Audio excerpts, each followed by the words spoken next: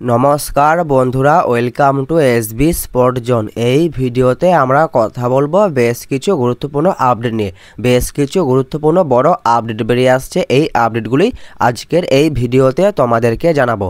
ভিডিওটা সবাই প্রথম থেকে শেষ পর্যন্ত দেখবে, না হলে কোনো আপডেট মিস করে যেতে পারো। তো সেই জন্যই বলছি ভিডিওটা সবাই প্রথম থেকে শেষ পর্যন্ত দেখবে।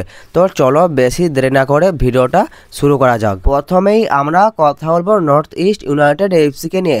নর্থ ইস্ট ইউনাইটেড এফসিকে নিয়ে যে আপডেটটা বেরিয়ে আসছে সেটা হলো যে নর্থ ইস্টের সেকেন্ড স্ট্রাইকার পজিশনে খেলা বিদেশি প্লেয়ার নেস্টর আলবিয়াস। তো এই প্লেয়ারটির সঙ্গে নর্থ ইস্টের কন্ট্রাক্ট শেষ হচ্ছে 31 মে 2025 গিয়ে। এই নেস্টর তিনি হচ্ছে স্প্যানিশ দেশের সেকেন্ড স্ট্রাইকার পজিশনে খেলা প্লেয়ার। প্লেয়ারটির মার্কেট ভ্যালু হলো 2.4 করোড়। এই প্লেয়ারটির সঙ্গে নর্থ ইস্ট ইউনাইটেড এফসি তারা আরও কন্ট্রাক্ট বাড়াতে চলেছে, এরকমই আপডেট বেরিয়ে আসছে। প্লেয়ারটির কন্ট্রাক্ট শেষ হচ্ছে 31 মে 2025 গিয়ে। তো এই প্লেয়ারটির সঙ্গে আবার নতুন করে চুক্তি করতে চলেছে নর্থ ইস্ট ইউনাইটেড এফসি, এরকমই আপডেট বেরিয়ে আসছে। এই প্লেয়ারটিকে নিয়ে এই আপডেটটা তোমাদেরকে জানিয়ে দিলাম। এরপর আমরা কথা বলবো আই লিগের ক্লাব আইজল এফসিকে নিয়ে।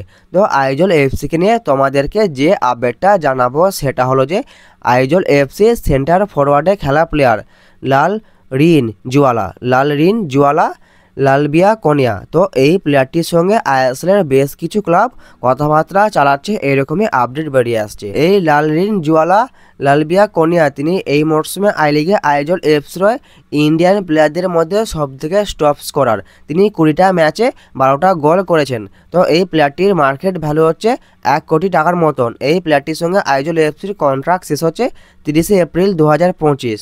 তো যেটা জানতে পারা যাচ্ছে সেটা হলো যে আইএসএলের যে ক্লাবগুলি এই প্লেয়ারটিকে নিতে চাইছে সেই ক্লাবগুলি হলো north east United FC, Mohun Bagan, Odisha FC, Mumbai city FC এবং হায়দ্রাবাদ এফসি। তো এই 5টা ক্লাব এখনও পর্যন্ত এই প্লেয়ারটির ওপর ইন্টারেস্ট প্রকাশ করছে এবং তাকে দলে নিতে চাইছে। তো আশা করি তোমরা অনেকেই জানো যে এই প্লেয়ারটি এর আগে একবার মোহনবাগানে যোগ দিয়েছিলেন, কিন্তু তিনি মেডিকেলে পাস করতে পারেননি বলে তাকে সাইন করেনি। কিন্তু মোহনবাগান আবার এই প্লেয়ারটিকে নেবার ব্যাপারে ইন্টারেস্ট প্রকাশ করছে এবং যেটা জানতে পারা যাচ্ছে যে এই প্লেয়ারটি তিনি আইএসএলের কোনো একটা ক্লাবে সাইন করবে, কিন্তু তিনি গেম টাইমটা দেখছে। তো তিনি যেই ক্লাবে গেম টাইম বেশি পাবে সেই ক্লাবেই তিনি সাইন করবেন, এরকমই আপডেট বেরিয়ে আসে এই প্লেয়ারটিকে নিয়ে। দেখা যাক এই প্লেয়ারটিকে আইএসএলের কোন ক্লাব সাইন করাতে পারে এবং তিনি কোন ক্লাবে সাইন করেন, এটাই এখন দেখার বিষয়। তো এই প্লেয়ারটিকে নিয়ে পরবর্তীকালে যদি আরও কোনো নতুন আপডেট বেরিয়ে আসে আমি তোমাদের অবশ্যই জানিয়ে দেবো। এরপর আমরা কথা বলবো হায়দ্রাবাদ এফসির প্লেয়ার আলেক্স হাজিকে নিয়ে। তো হায়দ্রাবাদ এফসির সঙ্গে আলেক্স হাজির এখনও কন্ট্রাক্ট আছে। তোমাদেরকে আমি আগেই জানিয়েছি যে হায়দ্রাবাদ এফসি প্রথমে আলেক্স হাজিকে ছাড়তে রাজি হয়নি, অনেক ক্লাবই ইন্টারেস্ট প্রকাশ করছিল, কিন্তু শেষমেশ হায়দ্রাবাদ এফসি এই আলেক্স হাজিকে সেল করবে যদি কোনো ক্লাব আলেক্স হাজির পরিবর্তে 1 কোটি টাকা দেয়। মানে আলেক্স হাজির সঙ্গে হায়দ্রাবাদ এফসি যে কন্ট্রাক্ট আছে সেই কন্ট্রাক্টের বিনিময়ে যে ক্লাব হায়দ্রাবাদ এফসিকে 1 কোটি টাকা দেবে সেই ক্লাবেই হায়দ্রাবাদ এফসি এই আলেক্স হাজিকে পাঠাবে। এই আপডেটটা আমি তোমাদেরকে অনেকদিন আগেই জানিয়ে দিয়েছি। এখন লেটেস্ট যে আপডেটটা বেরিয়ে আসে সেটা হলো যে মোহনবাগান, ইস্ট বেঙ্গল ছাড়াও আইএসএলের আরও বেশ কিছু ক্লাব এই আলেক্স হাজির ওপর ইন্টারেস্ট প্রকাশ করেছে। এর সঙ্গে মুম্বাই সিটি এফসির নামটাও জানতে পারা যাচ্ছে যে মুম্বাই সিটি এফসি এই রেসে রয়েছে। দেখা যাক শেষমেশ আলেক্স হাজি কোন ক্লাবে সাইন করে। তো এখন লেটেস্ট আপডেট এটাই যে আলেক্স হাজিকে নেবার ব্যাপারে মোহনবাগান, ইস্ট বেঙ্গল ছাড়াও আরও বেশ কিছু ক্লাব তারা ইন্টারেস্ট প্রকাশ করেছে এবং মুম্বাই সিটি এফসির নামটা জানতে পারা যাচ্ছে যে তারাও এই রেসে রয়েছে।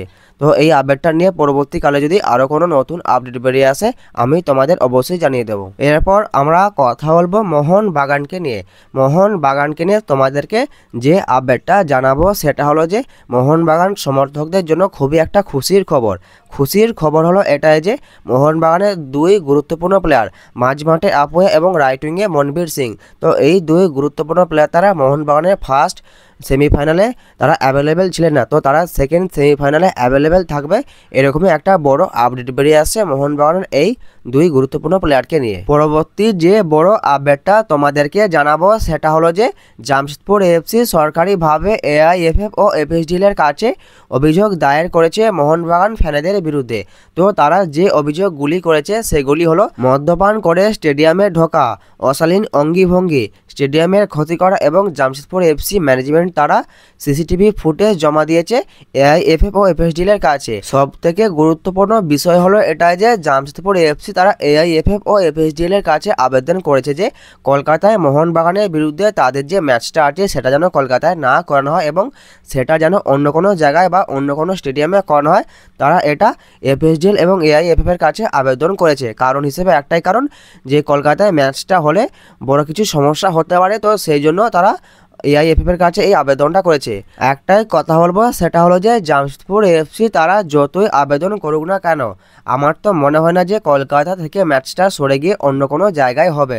আর যদি সরার সম্ভাবনা একটু হলেও থাকে তাহলে বলবো ক্ষতিটা মোহনবাগানেরই হবে, কারণ হোম ম্যাচে মোহনবাগানের প্লেয়াররা মোহনবাগানের সমর্থকদের কাছ থেকে যে সাপোর্টটা পায় এবং খেলার জন্য যে আলাদা একটা শক্তি পায় সমর্থকদের কাছ থেকে সেটা পাবে না মোহনবাগানের প্লেয়াররা। তো সেই জন্যই বলছি যদি ম্যাচটা সরে যায় তাহলে মোহনবাগানের ক্ষতি হবে। এরপর আমরা কথা বলবো মোহামেডান এসসিকে নিয়ে। মোহামেডান এসসিকে নিয়ে রায়পুর্সের তরফ থেকে একটা বড় আপডেট শেয়ার করা হয়েছে। তারা যেটা জানিয়েছে সেটা হলো যে ISL থেকে বাদ পড়তে পারে মোহামেডান এসসি। তো কেন বাদ পড়তে পারে তারা সেটা এখনও জানেনি। তারা এটুকুই বলেছে যে চিঠি দিয়ে উত্তরের সময়সীমা বেঁধে দিয়েছে FSDL। তো মোহামেডান এসসিকে নিয়ে রায়পুর্সের তরফ থেকে এরকমই একটা বড় আপডেট শেয়ার করা হয়েছে। তো এর ভেতরে ব্যাপার কি সেটা এখনও জানতে পারা যায়নি। তো যদি পরবর্তীকালে জানতে পারি অবশ্যই তোমাদেরকে জানিয়ে দেবো। তো আজকের এই ভিডিওতে এই আপডেটগুলোই তোমাদেরকে জানানো ছিল, এই আপডেটগুলো তোমাদেরকে জানিয়ে দিলাম। ভিডিওটা যদি ভালো লাগে ভিডিওটা অবশ্যই একটা লাইক করে দিও। যারা আমাদের চ্যানেলে প্রথমবার আসবে চ্যানেলটা অবশ্যই সাবস্ক্রাইব করে দিও। তো দেখা হচ্ছে নতুন কোনো একটা ভিডিওতে।